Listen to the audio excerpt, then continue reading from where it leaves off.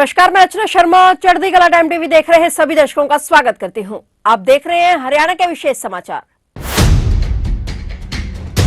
हरियाणा सरकार ने नववर्ष 2024 के अवसर पर सरकारी कर्मचारियों और उनके आश्रितों को कैशलेस स्वास्थ्य सुविधा का बड़ा तोहफा दिया है। राज्यपाल बंडारू दत्तात्रेय ने चंडीगढ़ में आयुष्मान योजना के तहत कैशलेस स्वास्थ्य सुविधा का शुभारंभ किया। इस अवसर पर मुख्यमंत्री मनोहर लाल भी उनके साथ उपस्थित रहे। राज्य सरकार ने 1 नवंबर 2023 को कैशलेस स्वास्थ्य सुविधा देने के लिए 2 विभागों नामतः मत्स्य और बागवानी के कर्मचारियों को शामिल करते हुए पायलट आधार पर योजना शुरू की थी। इसे सभी नियमित सरकारी कर्मचारियों के लिए विस्तारित कर दिया गया है। इसके अलावा इस योजना को पायलट आधार पर बागवानी और मत्स्य पालन विभाग, आईएएस, आईपीएस और आईएफओएस के कर्मचारियों और उनके आश्रितों तक भी बढ़ाया जा रहा है। यह योजना आयुष्मान भारत हरियाणा स्वास्थ्य संरक्षण प्राधिकरण के माध्यम से कार्यान्वित की जा रही है। राज्यपाल बंडारू दत्तात्रेय और मुख्यमंत्री मनोहर लाल ने आयोजित कैशलेस स्वास्थ्य सुविधा शुभारंभ कार्यक्रम के दौरान लाभार्थियों को सांकेतिक रूप से आयुष्मान कार्ड भी वितरित किए। सभी हितधारकों जैसे पैनल वृद्ध अस्पतालों और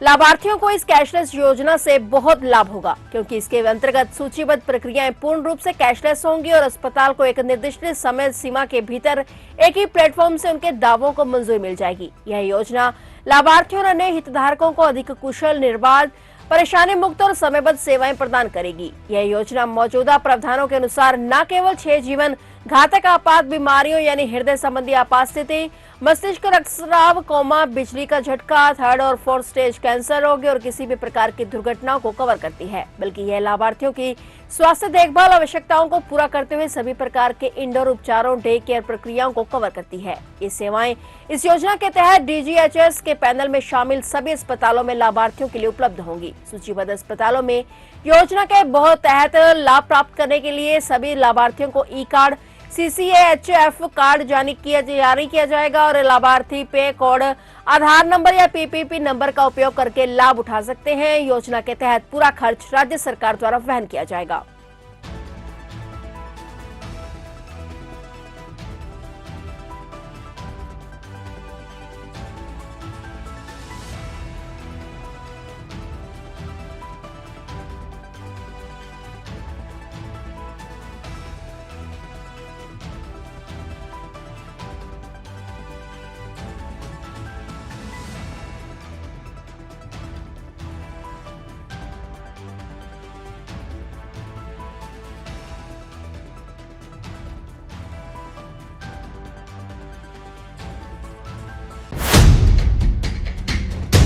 मुख्यमंत्री मनोहर लाल ने प्रदेश के व्यापारी और कारोबारी वर्ग की जीएसटी लागू होने से पहले करों संबंधी अदायगी के मामले के समाधान की मांग को पूरा करते हुए आबकारी और कराधान विभाग के माध्यम से एक मुश्त व्यवस्थापन 2023 योजना का गुरुग्राम से शुभारंभ कर दिया है। मुख्यमंत्री ने इस योजना के तहत 1 जनवरी 2024 से 30 मार्च 2024 के तहत जीएसटी लागू होने से पहले 7 अलग अलग कर अधिनियमों से संबंधित मामलों में लंबित करों की अदायगी में ब्याज और जुर्माने में छूट के साथ 4 श्रेणी निर्धारित करते हुए करों की अदायगी की जा सकेगी। इसके साथ ही मुख्यमंत्री ने हरियाणा लोक प्रशासन संस्थान गुरुग्राम के साथ मिलकर एक जीएसटी प्रशिक्षण संस्थान भी खोलने की घोषणा की। मुख्यमंत्री ने गुरुग्राम के सेक्टर 44 स्थित अपैरल हाउस में आबकारी एवं कराधान विभाग हरियाणा की एक मुश्त व्यवस्थापन 2023 के शुभारंभ कार्यक्रम को संबोधित करते हुए प्रदेशवासियों को नववर्ष 2024 की भी शुभकामनाएं दी। सीएम ने अपने संबोधन में आबकारी एवं कराधान विभाग की एक मुश्त व्यवस्थापन स्कीम की घोषणा करते हुए कहा कि यह स्कीम विभाग की 30 जून 2017 तक की अवधि के तहत बकाया टैक्स राशि के निपटान का अवसर प्रदान करेगी। उन्होंने कहा कि स्कीम के तहत वैल्यू एडेड टैक्स यानी वैट की 7 अलग अलग टैक्स समस्याओं का समाधान किया जा सकेगा। इसमें हरियाणा मूल्य वर्धित कर अधिनियम 2003, केंद्रीय विक्रय कर अधिनियम 1956, हरियाणा स्थानीय क्षेत्र विकास कर अधिनियम 2000, हरियाणा स्थानीय क्षेत्र में माल के प्रवेश पर कर अधिनियम 2008, हरियाणा सुख साधन कर अधिनियम 2007, पंजाब मनोरंजन शुल्क अधिनियम 1955, हरियाणा साधारण विक्रय पर अधिनियम 1973 अधिनियम शामिल हैं। मुख्यमंत्री ने कहा कि ओटीएस योजना के तहत टैक्स राशि को 4 कैटेगरी में विभाजित किया गया है। इसमें स्वीकृत शुल्क श्रेणी में ऐसे शुल्क को शामिल किया गया है जिसमें कोई विवाद नहीं है। सीएम ने कहा कि इस श्रेणी के तहत टैक्स पेयर को बिना किसी जुर्माने और ब्याज राशि के 100% राशि का भुगतान करना होगा। वहीं विवादित कर कैटेगरी के तहत 50 लाख रुपए से कम की आउटस्टैंडिंग राशि पर 30% और 50 लाख से अधिक राशि की आउटस्टैंडिंग पर करदाता को 50% राशि का भुगतान करना होगा। ओटीएस स्कीम की तीसरी श्रेणी निर्विवादित कर के तहत विभाग द्वारा जो टैक्स बनाया गया है, इसमें करदाता की ओर से कोई अपील नहीं की गई।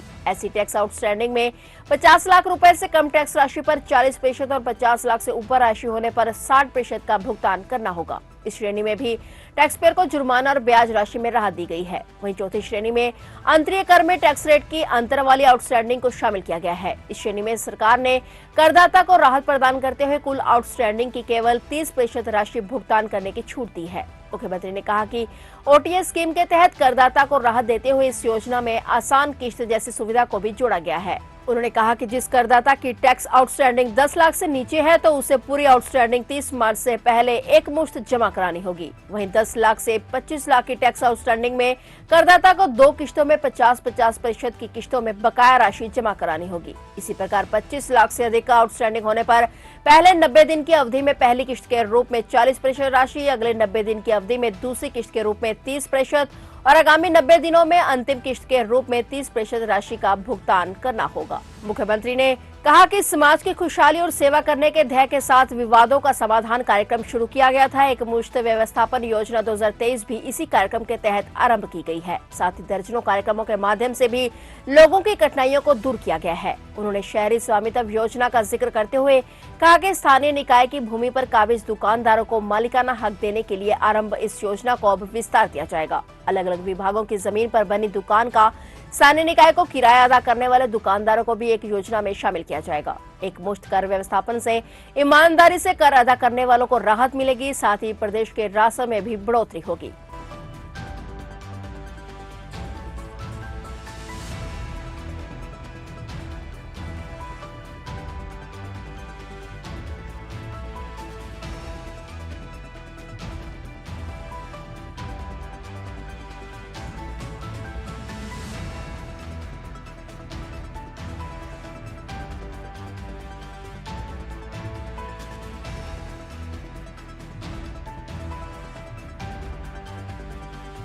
हमने पिछले वर्षों में जब से ये शासन का सत्ता का काम हमारे जिम्मे लगा, लगातार प्रयत्न करते हैं कि जिस समाज को हमने खुशहाल बनाना है, सुखी बनाना है, उसकी सेवा करनी है, उसके सामने कौन कौन सी कठिनाइयां हैं, कौन कौन से ऐसे विषय हैं जिसके कारण से उसको पीड़ा होती है। कभी जाने में अनजाने में, कभी किसी नीति के कारण से, किसी कानून के कारण से कुछ कमियां रह जाती हैं या कुछ विवाद खड़े हो जाते हैं। क्योंकि चलता सिस्टम है, बहुत ऐसे विवाद आते हैं। तो हमने एक कार्यक्रम शुरू किया, विवादों का समाधान। जितने टाइप के विवाद हैं उनका समाधान करें। मुझे लगता है कि दर्जनों से ऊपर ऐसी योजनाएं हमने बनाई जिसमें लोगों को राहत दी गई। अगर मैं व्यापारी भाइयों के लिए एक अन्य योजना की जिक्र करता हूं मैं, क्योंकि मेरा अनुभव है, खास करके ऐसे जो दुकानदार जिनकी अपनी दुकान नहीं होती और वो म्युनिसिपैलिटी से पट्टे पर, किराए पर, लीज पर थोड़ा सा पैसा ही दिया था, जब कभी 20-30 साल 50 साल पहले ली थी। हम भी उनको म्युनिसिपैलिटी को पैसा दे रहे हैं। मलकियत आज भी हमारी नहीं है। कोई अगर छोटी मोटी कोई दरवाजा ठीक कराना पड़ जाए, दीवार ठीक करानी पड़ जाए, प्लास्टर कराना पड़ जाए तो परमिशन लेनी पड़ती है।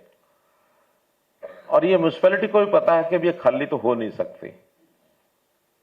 जिसने ले ली है वो अगर खुद नहीं भी करेगा तो आगे किसी और को इस दुकान को पोजीशन हैंडओवर करेगा तो उसकी पगड़ी खुद ले लेगा और 80-30 हजार रुपए दे करके कटा लेगा। ये सिस्टम चला आ रहा है कई वर्षों से। तो हमको लगा नहीं कि निश्चित समय से पहले की दुकानों के कब्जे जिसके पास है क्यों इनको मालिक बना दिया जाए। और हमने शहरी स्वामित्व योजना के अंतर्गत 20 साल पुरानी दुकानों के जिसके कब्जे हैं और वो जो विधिवत किराए पर, लीज पर बैठा है, उनसे एक निश्चित राशि लेकर के उनको दुकान को उनके हवाले कर दें। 4000 से ज्यादा ऐसी रजिस्ट्रियां करा करके हम दे चुके हैं ऐसे लोगों को। अभी और भी है लाइन में, लेकिन उसमें कठिनाई थोड़ी आ गई। जब ये करने लगे तो ध्यान में आया कि वो सब दुकानें जो है उनकी मलकियत यूएलबी की नहीं है, सरकार के डिपार्टमेंट में भी कैसे किसी नई नई चीजें ध्यान में आती हैं कि जमीन पीडब्ल्यूडी की है, दुकान बनवा दी यूएलबी ने और किराया यूएलबी लेने लग गया। जमीन इरिगेशन डिपार्टमेंट की है, दुकान का किराया यूएलबी ले रहा है। जब रजिस्ट्री कराने लगे तब वो रजिस्ट्री में पिछले मालिक का नाम देखा तो उसमें कहीं पीडब्ल्यूडी है और कहीं इरिगेशन है। वो कहते हैं हम तो रजिस्ट्री करा नहीं सकते। अब उन्हें सभी डिपार्टमेंट को कहा है कि शहर के अंदर इस प्रकार की सब दुकानें जो किसी भी डिपार्टमेंट की जमीन है वो सब उसी तर्ज पर अडॉप्ट करके हम दे देंगे। तो ये एक मैंने एग्जांपल दिया है, ऐसे बहुत सी स्कीमें हमने बनाई, चाहे रेजिडेंशियल मामले को लेकर के है, चाहे एग्रीकल्चर को लेकर के है, चाहे हमारे व्यापारियों के नाते से है, चाहे इंडस्ट्री के नाते से है। उसी में से ये जब विषय आया, जब जीएसटी लागू हुआ तो उस समय एक बहुत बड़े असमंजस में सब लोग थे, पता नहीं क्या हुआ है। ऐसे बहुत सी स्कीमें हमने बनाई, चाहे रेजिडेंशियल मामले को लेकर के है, चाहे एग्रीकल्चर को लेकर के है, चाहे हमारे व्यापारियों के नाते से है, चाहे इंडस्ट्री के नाते से है। उसी में से ये जब विषय आया, जब जीएसटी लागू हुआ तो उस समय एक बहुत बड़े असमंजस में सब लोग थे, पता नहीं क्या होगा, कैसी योजना होगी। और बहुत से शहरों में बड़े बड़े ग्रुप्स में लोगों ने स्ट्राइक कर दी, दुकानें बंद कर दी, बाजार बंद कर दिए। जीएसटी हम लागू नहीं होने देंगे, ये उस समय विषय था ना। और आज कोई अगर कहे कि चलिए वापस पुराना सेल टैक्स का और वैट का जो सिस्टम था उसको लागू करें, जीएसटी हटा दें, कोई हटाने देगा? नहीं हटाने देगा। तो जीएसटी का लाभ आज हमको मालूम हुआ है। पैरेलल इकोनॉमी खूब चलती थी, जितनी फॉर्मल इकोनॉमी नहीं थी उतनी पैरेलल इकोनॉमी उससे ज्यादा थी। इस इरा में आकर के मोदी जी के आने के बाद अब आलोचना करने वाले आज भी शायद करते होंगे।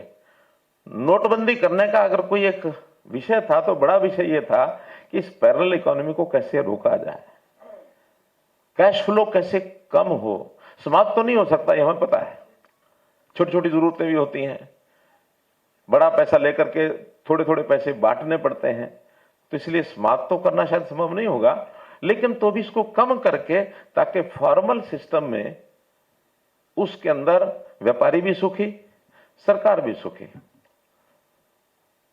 कोई भी उद्योगपति है वो भी सुखी। तो सब लोग ये अनुभव जो आज हमारा आ रहा है पिछले 5, 7, 10 साल का, विदेश में हमने देखा ये बहुत अनुभव पहले से है। टेक्नोलॉजी के जमाने में ये सिस्टम खड़े हुए हैं, उसमें टैक्स कलेक्शन की सुविधा ये भी खूब हुई है। पहले व्यापारी का मन चोरी करने का करता था, छोटे छोटे टैक्स को चोरी करने का मन करता था, अब करता नहीं है। क्यों नहीं करता है? अब दुविधाएं खत्म हो गई। पहले ईमानदार व्यापारी चोरी करने का मन क्यों करता था, आपको तो पता ही होगा, मैं बताता हूं। चाहता था वो मैं ईमानदार रहूं, लेकिन चूंकि पड़ोसी बेईमान है इसलिए मैं अगर बेईमान नहीं बनूंगा तो मेरा बिजनेस बंद हो जाएगा, उसका चालू रहेगा।